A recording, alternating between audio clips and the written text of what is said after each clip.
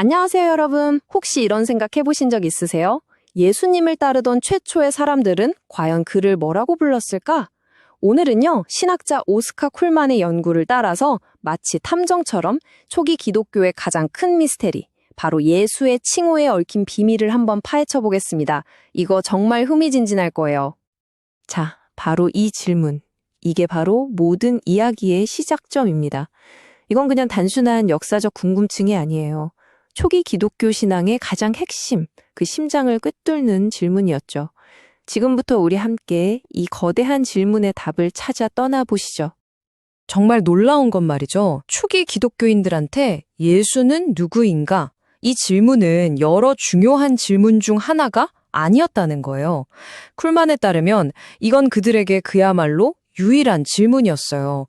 다시 말해 그들의 신학 전체가 오직 이 하나의 질문에 답하기 위해 존재했다고 해도 과언이 아니라는 거죠.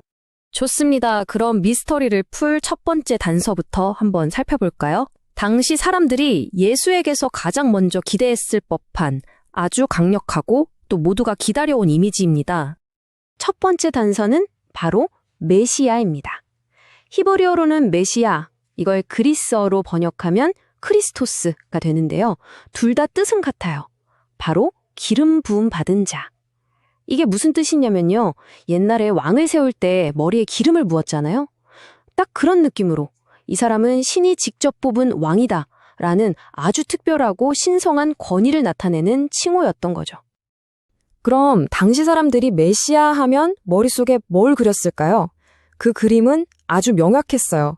로마의 압제에서 우리를 구해줄 정치적 해방자, 위대한 다윗 왕의 핏줄을 이은 적들을 단숨에 무찌를 강력한 전쟁 영웅, 그래서 잃어버린 이스라엘의 영광을 되찾아줄 바로 그런 왕, 이게 바로 당시 메시아에 대한 일종의 기본 설정값이었던 셈입니다.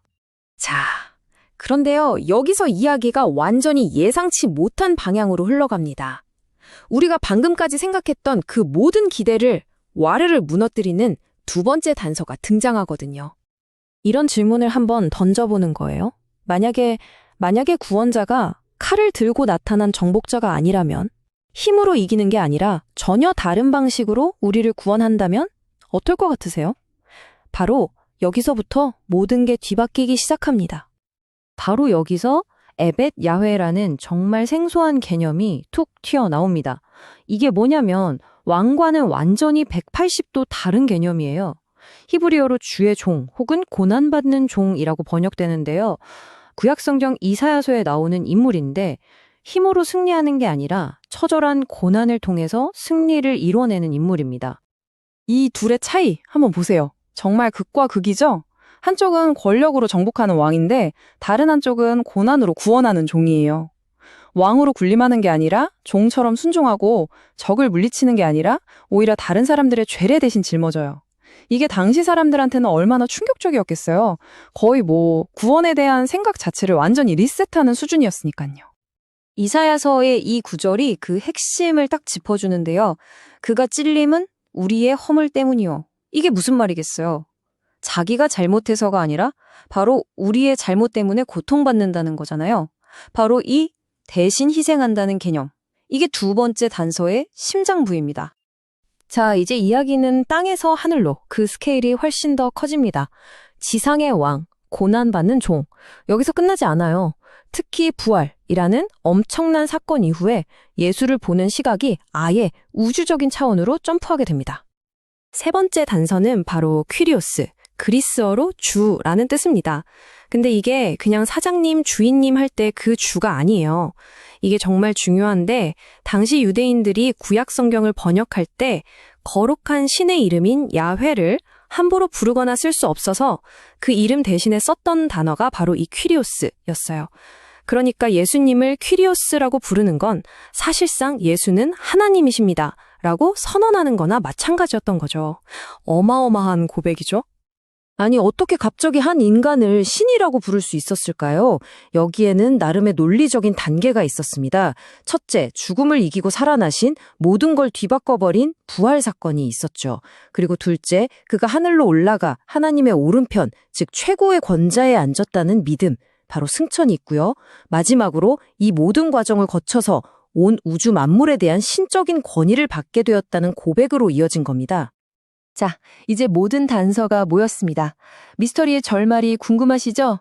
정답은 놀랍게도 이 셋 중 하나가 아니었습니다.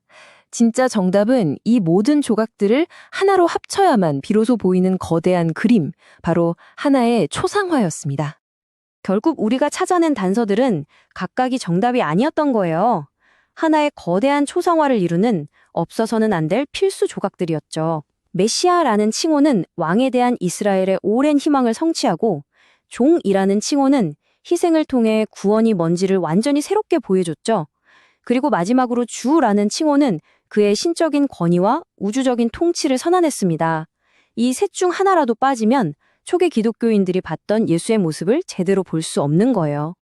그러니까 진짜 핵심은 바로 이겁니다. 왜 하나의 칭호로는 부족했을까? 왜 왕, 종, 주, 인간이 만들어낸 이 모든 단어를 다 끌어와야만 했을까? 어쩌면 그 사실 자체가 가장 중요한 메시지 아닐까요? 그는 그 어떤 하나의 틀에도, 하나의 이름에도 담을 수 없는 존재였다는 것. 초대 교인들의 고백은 결국 이런 거였을 겁니다. 우리가 상상하고 기대했던 그 모든 것을 뛰어넘는 분, 그분이 바로 예수다 라고요. 오늘 이야기는 여기까지입니다.